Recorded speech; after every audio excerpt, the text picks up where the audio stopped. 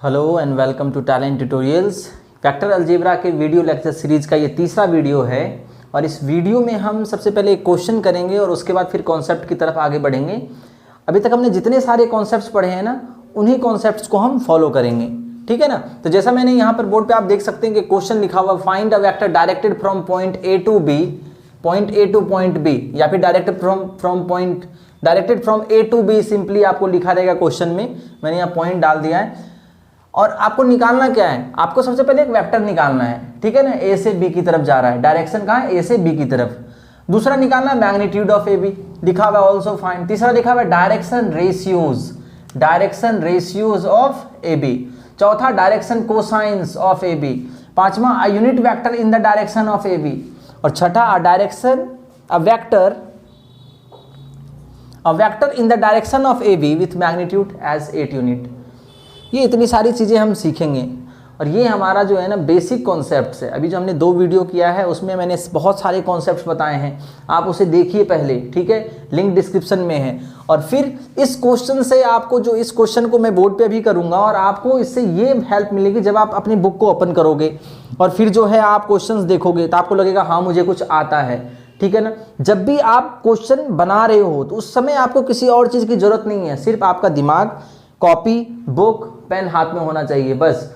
और यदि आपसे क्वेश्चंस बन रहे हैं तो सही में आपने कॉन्सेप्ट सीखा है, नहीं कॉन्सेप्ट सीख पाए तो फिर से वीडियो को देखिए, ठीक है। तो चलिए शुरू करते हैं। तो सबसे पहले हमें क्या करना है, एक पॉइंट ए लेना है और एक पॉइंट बी लेना है। ये सॉल्यूशन है, हमेशा बनाना है और ए से बी की तरफ डायरेक्टेड है।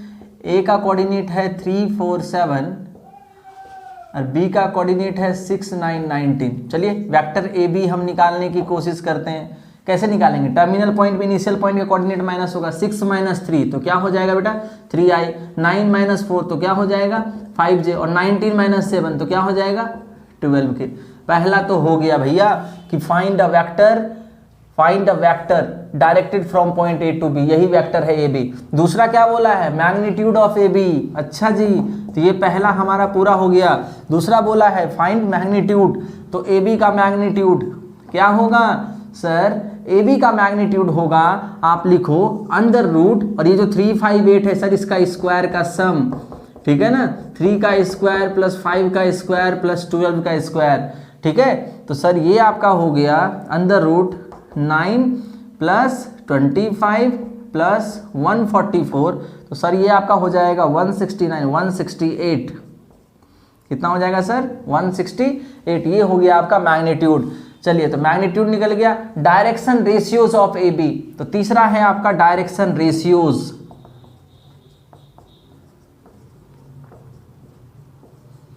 Direction ratios of A B, तो बताया है मैंने पहले वीडियो में कि किसी भी वेक्टर का, नॉर्मल वेक्टर, यूनिट वेक्टर नहीं होना चाहिए, नॉर्मल वेक्टर का जो आई जे के का कोफिशिएंट होता है, जो न्यूमेरिक वैल्यू या कांस्टेंट वैल्यू होता है, वो क्या कहलाता है, डायरेक्शन रेशियो होती है। 3, 5, 12।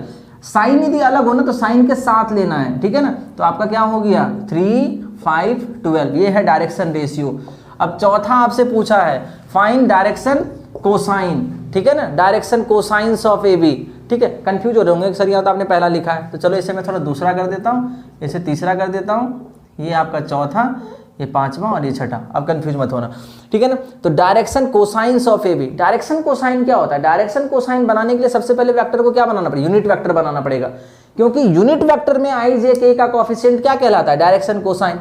कोई बड़ी बात नहीं है सर, किसी वेक्टर को यूनिट वेक्टर में बदलना है तो करना क्या है, जैसे ए बी एक वेक्टर, इसे यूनिट वेक्टर में कन्वर्ट करना है तो करना ये है कि वेक्टर ए बी को उसके मैग्नीट्यूड से डिवाइड कर देना है। क्या करना है, ए बी को उसके मैग्नीट्यूड से डिवाइड कर देना है। तो वेक्टर ए बी आपका है यहाँ पर 3i प्लस 5j प्लस 12 के, इसको डिवाइड करना है किससे, इसके मैग्नीट्यूड से, अंडर रूट 168, ठीक है। इसे हम क्या लिख सकते हैं, तो मैं इसे ऐसा लिख दूं क्या, A B equals to 3 upon under root 168i plus 5 upon under root 168j plus 12 upon under root 168 के, लिख दूं। अच्छा, एक 168 नहीं है, ये 178 है, सॉरी ये एडिशन गलत है थोड़ा,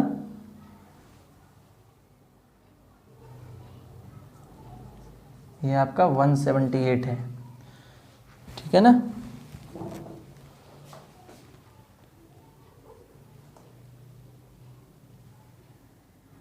लग रहा था कि कुछ गड़बड़ है, वो गड़बड़ यही था। तो 178, ठीक है। तो ये आपका हो गया यूनिट वेक्टर ए बी। अच्छा, ये साइन नहीं लगा सकते हम क्योंकि ये नॉर्मल वेक्टर में लगाते हैं, यूनिट वेक्टर में कैप लगाना पड़ता है ऐसे। तो ये वेक्टर ए बी हो गया, ठीक है ना, ये यूनिट वेक्टर।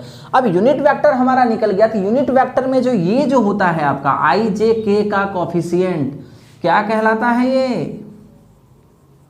क्या कहलाता है, डायरेक्शन कोसाइन। तो आप लिखेंगे direction, hence direction cosines are. तो क्या है आपका डायरेक्शन कोसाइन, 3/178 अंडर रूट 178, 5/178 और 12/अंडर रूट 178, ये हो गया। अगला है a unit vector in the direction of A B. अरे ये तो हो चुका है, ये जो वेक्टर है, अब देखो ध्यान से, ये आपका ए बी वेक्टर है ना, इसका यूनिट वेक्टर ये यदि है, दोनों का डायरेक्शन सेम होता है। किसी वेक्टर का यूनिट वेक्टर, किसी भी वेक्टर का आप यूनिट वेक्टर निकालो, डायरेक्शन सेम होगा, ठीक है ना। तो कहता है कि a unit vector in the direction of A B. तो भैया ए बी वेक्टर, इसका यूनिट वेक्टर निकालना है। आंसर तो पहले बन गया है, आंसर हमने पहले निकाल लिया है डायरेक्शन कोसाइन के लिए। तो हमारा पांचवे का आंसर क्या होगा, a unit vector in the direction of A B. तो ये आपका आंसर है बेटा, रिक्वायर्ड यूनिट वेक्टर। ऐसे लिखिए, रिक्वायर्ड यूनिट वेक्टर क्या है, 3/178i 5/178j प्लस 12/178k। तो यही क्या है आपका, यही वो यूनिट वेक्टर है। बोलेगा ना किसी vector, find a unit vector in the direction of given vector, ऐसा क्वेश्चन दिया, भैया वेक्टर को यूनिट वेक्टर में कन्वर्ट कर दो। कैसे करेंगे कन्वर्ट, मैग्नीट्यूड निकालेंगे और उसी मैग्नीट्यूड से वेक्टर को डिवाइड कर देंगे, बस वही है रिक्वायर्ड वेक्टर। समझ में आ रहा है कि नहीं आ रहा है, फिर से समझो। यूनिट वेक्टर, यूनिट वेक्टर का मतलब होता है वेक्टर हैविंग मैग्नीट्यूड एज 1। किसी भी वेक्टर का मैग्नीट्यूड 1 हो तो वो यूनिट वेक्टर है। हमारे पास एक वेक्टर ए बी दे रखा है ना भाई, दे रखा है दादा, ए बी एक यूनिट वेक्टर है और इसका क्या दे रखा है, ए बी एक वेक्टर है, ये हमें दे रखा है 3i 5j 12 के। और इसी के डायरेक्शन में हमें क्या निकालना है, यूनिट वेक्टर निकालना है। तो क्या करना है, इसी के डायरेक्शन में यूनिट वेक्टर निकालना है। तो पहले निकालना है बेटा इसका मैग्नीट्यूड और उसी मैग्नीट्यूड से इसे डिवाइड कर दो। जो वेक्टर आएगा वो एक यूनिट वेक्टर आएगा और उस यूनिट वेक्टर का डायरेक्शन ऊपर वाला ये जो वेक्टर दिया हुआ है उसके डायरेक्शन में ही होगा। किसी भी वेक्टर का यूनिट वेक्टर उसी डायरेक्शन में होता है जिस वेक्टर में, जिस डायरेक्शन में ओरिजिनल वेक्टर है, ठीक है। तो ये आंसर हो गया पांचवे का। छठा है vector in the direction of A B. अरे सेम चीज, ए बी के डायरेक्शन में ही एक वेक्टर निकालो, लेकिन कहता मैग्नीट्यूड 8 हो। बड़ी सिंपल बात है, क्या सिंपल बात है सर, ये वेक्टर दे रखा था, यूनिट में कन्वर्ट किया, मैग्नीट्यूड कितना हुआ 1। किसी भी वेक्टर को हम यूनिट वेक्टर में कन्वर्ट करेंगे, मैग्नीट्यूड कितना होगा 1। और ये बोल रहा है कि भैया मैग्नीट्यूड 8 करो, तो 1 को कितने से मल्टीप्लाई करें कि 8 हो जाए, समझ में आ गया ना, 8 से मल्टीप्लाई करें। तो ये आपका छठा आंसर हो गया, required vector equals to 8 into, और ये यूनिट वेक्टर, जो यूनिट वेक्टर है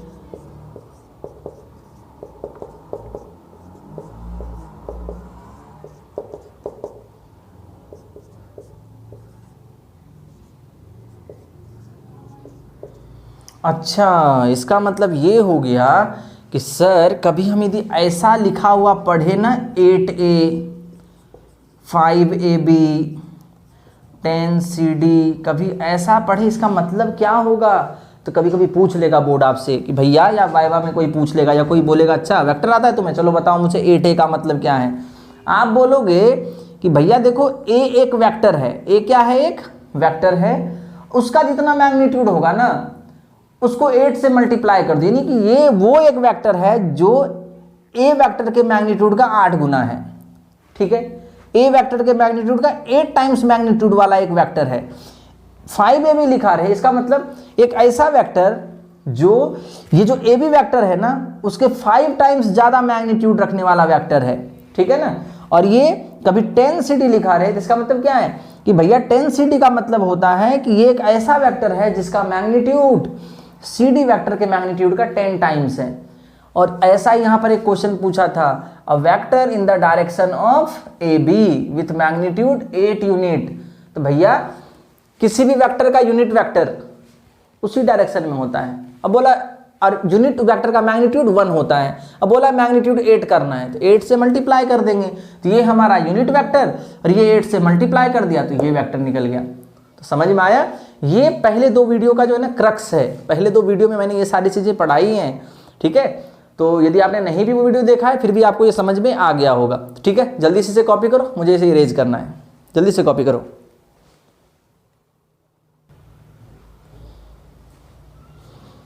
उम्मीद है कि आपने कॉपी कर लिया होगा। तो मैंने यहाँ पर ये बोर्ड पे लिखा डायरेक्शन कोसाइंस, ये थोड़ा मुझे समझाना है आप लोगों को, क्योंकि कभी कभी क्वेश्चंस ऐसे भी आते हैं ना जहाँ पर न्यूमेरिकल वैल्यू की जगह एंगुलर वैल्यूज़ हों। तो ये डायरेक्शन कोसाइन होता क्या है, इसे समझने की कोशिश करते हैं। डायरेक्शन कोसाइन क्या होता है? आपको पता है कि ये 3 डायमेंशनल ज्योमेट्री में हम पढ़ रहे हैं वेक्टर अलजेब्रा, 2D में x और y ही होता है, ऐसे 3D में x y z तीनों हमें देखने को मिलते हैं, ठीक है ना। तो जैसे कि हमारे पास एक वेक्टर है, कोई वेक्टर है, ओरिजिन से इसे मैंने डायरेक्ट कर दिया, ये वेक्टर पता ही है पोजीशन वेक्टर p का हो गया, ओरिजिन से कुछ भी डायरेक्ट करो तो फिर वो पोजीशन वेक्टर कहलाता है उस पॉइंट का। तो कोई भी वेक्टर हो वो x एक्सिस के साथ कुछ तो एंगल बनाता होगा ना, वेक्टर है, कोई लाइन है, जैसे कि ये बॉडी है, ऐसे मैंने कोई वेक्टर डायरेक्ट किया तो कोई एंगल तो बन रहा है ना x के साथ, कोई एंगल तो बन रहा है ना y के साथ, कोई एंगल तो बन रहा है ना z के साथ। ऐसे देखो x के साथ एंगल बन रहा है, y के साथ एंगल बन रहा है, z के साथ एंगल बन रहा है। तो x के साथ एंगल को हम अल्फा मान लेते हैं, ठीक है। इस वेक्टर का y के साथ जो एंगल है उसे मैं बीटा लिख देता हूँ, और z के साथ जो एंगल है उसे मैं गामा लिख देता हूँ, ठीक है ना। क्या लिख देता हूँ? Alpha beta gamma. क्लियर है? अब मैं क्या करूँगा, मैं चाहता हूँ कि इस पॉइंट का कोऑर्डिनेट निकालूँ। क्या निकालूँ बेटा? क्या निकालूँ? कोऑर्डिनेट। ट्रिगोनोमेट्री तो पढ़ा है ना आपने? पढ़ा है, बिल्कुल पढ़ा है।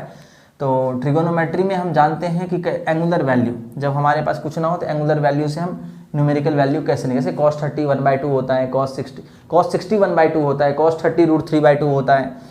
तो हम एंगुलर वैल्यू से भी क्या कर सकते हैं, हम क्या निकाल सकते हैं? न्यूमेरिकल वैल्यू निकाल सकते हैं। तो हमारा जो वेक्टर होगा ना OP, और OP वेक्टर यहाँ देखो मैं बता रहा हूँ ये डायरेक्शन कोसाइन है। तो डायरेक्शन कोसाइन क्या होता है? यूनिट वेक्टर में i j k का कॉफिशिएंट। तो ऐसे लिखना ठीक नहीं है, तो कैसे लिखूँ उसे? ऐसे लिखूँ, नहीं, OP वेक्टर OP। क्या लिखूंगा मैं इसे? तो मैं इसे लिखूंगा cos alpha i plus cos beta j plus cos gamma k। cos alpha क्या है बेटा? इसे हमने बोला था कि यूनिट वेक्टर में li mj nk होता है ना।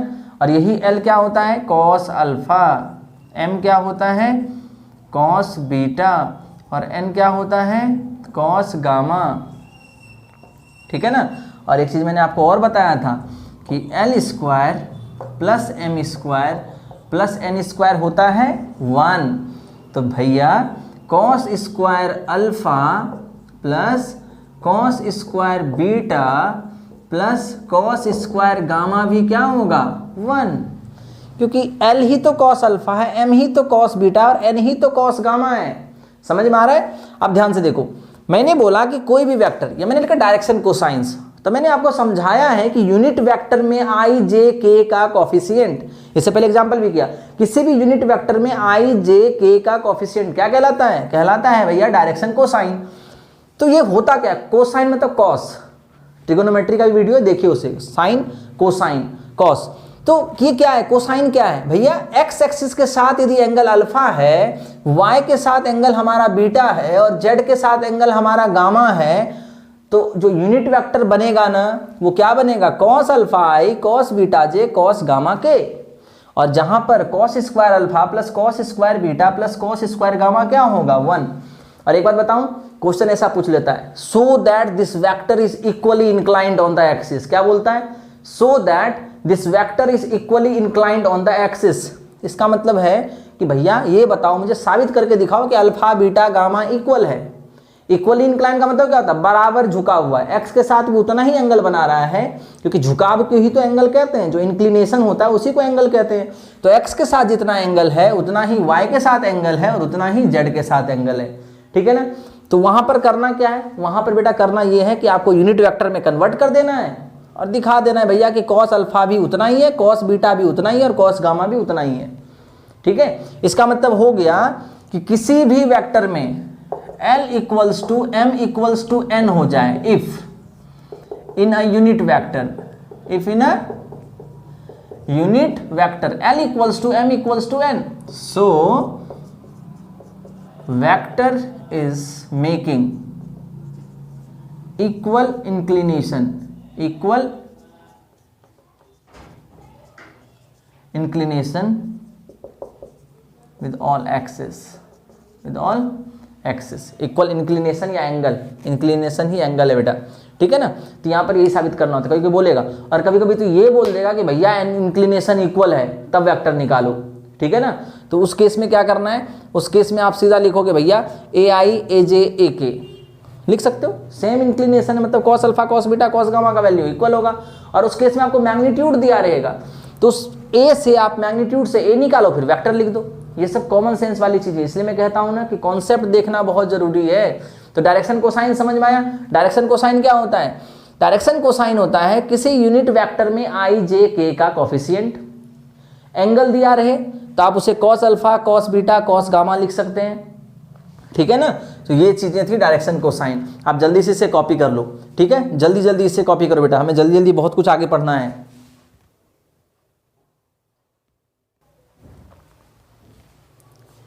उम्मीद है कि आपने कॉपी कर लिया होगा। अब ध्यान से देखिए, इस वीडियो को थोड़ा और आगे बढ़ाते हैं। तो अब हमें सीखना है addition of two vectors, subtraction of two vectors, multiplication of a vector with a scalar, scalar means constant any number, and triangle law of addition, some properties of a vector. तो हमारे पास हमने दो वेक्टर पहले से ले रखा, A equals to 3i minus 2j plus 4k और b equals to 3i plus 5j minus 6k। तो हमें सीखना है एडिशन। तो जैसे कि हमें a प्लस बी निकालना हो, क्या निकालना हो, a प्लस बी। तो आपको मैं बता दूं कि एडिशन जो है ना कम्यूटेटिव इन नेचर होता है, addition is commutative in nature and it is also true in terms of vector, addition of vector. जैसे a वेक्टर को b वेक्टर में ऐड करें या b वेक्टर को a वेक्टर में ऐड करें, देख लीजिए मैं लिख देता हूं यहां, कम्यूटेटिव प्रॉपर्टी क्या होता है, x plus y equals to y plus x, इसी को बोलते हैं कम्यूटेटिव। ऑर्डर चेंज होने पर रिजल्ट में कोई बदलाव ना हो। बचपन में पढ़ते थे ना 2 plus 3 equals to 3 plus 2, commutative property over addition. इसी तरह a plus B B plus A के इक्वल होता है, वेक्टर में भी लिख देता हूं मैं, देख लीजिए काम आएगा आपके, कि ए बी लिखे या बी ए लिखे कोई फर्क नहीं पड़ता। So a plus B equals to, लिख लें vector 3i minus 2j plus 4k, 3i plus 5j minus 6k। तो 3i कितना हो जाएगा बेटा, ये हो जाएगा 6i, 5j माइनस 2j तो प्लस 3j, और माइनस 6 प्लस 4 तो माइनस 2k। ये आपका हो गया एडिशन, ठीक है। पहला तो हमने सीख लिया एडिशन ऑफ टू वेक्टर्स, दो वेक्टर्स को ऐड कैसे करते हैं। दो वेक्टर को ऐड करने का मतलब होता है करस्पॉन्डिंग कंपोनेंट, i को i के साथ ऐड करना, j को j के साथ ऐड करना और k को k के साथ ऐड करना, ठीक है ना। ये आपका है a प्लस बी। सब्ट्रैक्शन में भी यही होता है, करस्पॉन्डिंग एलिमेंट्स को। अच्छा, मल्टीप्लिकेशन ऑफ वेक्टर इस वीडियो में डिस्कस नहीं करेंगे, क्योंकि मल्टीप्लिकेशन दो तरह के होते हैं, क्रॉस और डॉट, तो वो चौथी वीडियो में आपको मिलेगी, ठीक है ना। तो आपको क्या करना है, a प्लस बी आपने देख लिया, दो वेक्टर को ऐड कैसे करते हैं। चलो a माइनस बी भी निकालते हैं हम।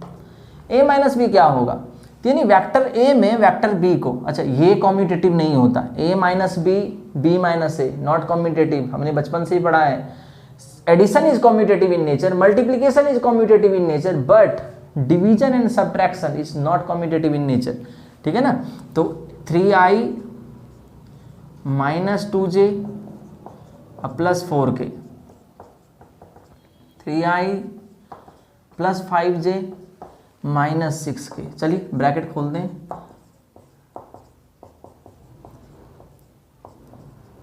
ब्रैकेट खोलेंगे साइन चेंज होगा, ठीक है। तो 3i माइनस 3i भैया ये तो हो गया 0i minus 2j minus 5j, तो ये हो गया माइनस 7j, और 4k प्लस 6k, तो ये हो गया बेटा 10k। और मुझे भी थोड़ी देर में 10k सब्सक्राइबर चाहिए, तो जल्दी जल्दी शेयर करो आप लोग, लाइक करो, शेयर करो, कमेंट करो, ठीक है ना, मेहनत कर रहा हूँ मैं आप लोगों के पीछे। तो 0i minus 7j plus 10k, ये क्या हो गया आपका वेक्टर a माइनस b, ठीक है। तो सब्ट्रैक्शन ऑफ टू वेक्टर्स भी हो गया। अब है multiplication of a vector with to scalar. तो यदि आपको पूछ ले फाइंड 3a माइनस 2b, क्या पूछा आपसे, फाइंड 3a माइनस 2b, और a b आपका जो ऊपर में दिया हुआ है ना वही है, फाइंड 3a माइनस 2b। तो क्या करना है, इसे ऐसा लिख दें क्या सर, 3 और a का वैल्यू लिख देते हैं। इतना तो हम सब्स्टिट्यूशन में क्लास 9 10th में भी सीख चुके हैं सर, हमें बेवकूफ़ मत समझो इतना, ठीक है ना। तो मैं आप लोगों को बिल्कुल बेवकूफ़ नहीं समझूंगा, मुझे पता है आप लोग बहुत तेज़ हैं। तो 3i plus 5j minus 6k, तो ये क्या हो जाएगा, ये हो गया 9i minus 6j plus 12k। अच्छा यहाँ माइनस भी है तो माइनस 6i माइनस 10j और प्लस 12k। अच्छा चलो यहीं सॉल्व कर लेते हैं, ठीक है। तो 9i माइनस 6i, तो क्या हो जाएगा बेटा, ये हो जाएगा आपका 3i, 6j माइनस 6 माइनस 10, तो माइनस 16j, और 12k प्लस 12k, तो ये हो गया बेटा 24k, ठीक है। तो ये आपका हो गया 3a माइनस 2b। और क्वेश्चन पता है कैसे कैसे पूछते हैं, आपको 3 वेक्टर दे देगा a b c, बोलेगा find a vector in the direction of 2a minus 3b plus 4c। तो पहले क्या करना है, पहले एक वेक्टर तो निकालो, ये जो सॉल्व करोगे ये वेक्टर देगा, फिर इसको यूनिट वेक्टर में कन्वर्ट करो, और यूनिट वेक्टर में कन्वर्ट करने के बाद वही वेक्टर आ जाएगा जो आपको पूछा गया। कभी कभी ये भी पूछ लेता है 8 यूनिट हो, तो यूनिट वेक्टर को फिर 8 से मल्टीप्लाई कर दो। मतलब कॉन्सेप्ट यदि आपको पता है ना तो आपको कोई दिक्कत नहीं होगा, और कॉन्सेप्ट नहीं पता है ना तो आप दिन रात सवाल करते रहो। जिसे कॉन्सेप्ट पता होता है, इसके कॉन्सेप्ट में क्लैरिटी होती है, उसे इतनी ज़्यादा सम करने की ज़रूरत होती नहीं है, ठीक है ना। तो ये हो गया multiplication of a vector with a scalar और कांस्टेंट। तो ये आपको समझ में आ गया होगा। तो चलिए जल्दी जल्दी आप इसे कॉपी करो, वीडियो पॉज करके आप लोग कॉपी किया करो, नहीं तो फिर बहुत बड़ा बड़ा वीडियो बन जाएगा बेटा, और फिर आप लोगों को देखने में जो है अच्छा नहीं लगेगा। आधा आधा घंटा, एक एक घंटे का एक एक वीडियो है। वैसे यूट्यूब पे बेसिकली मैंने देखा है 2-2 3-3 घंटे के वीडियोस होते हैं, पता नहीं लोग कैसे देखते हैं। इसलिए मैं छोटी छोटी वीडियो बना रहा हूँ कि आपको अपने सहूलियत के हिसाब से आप देख सको।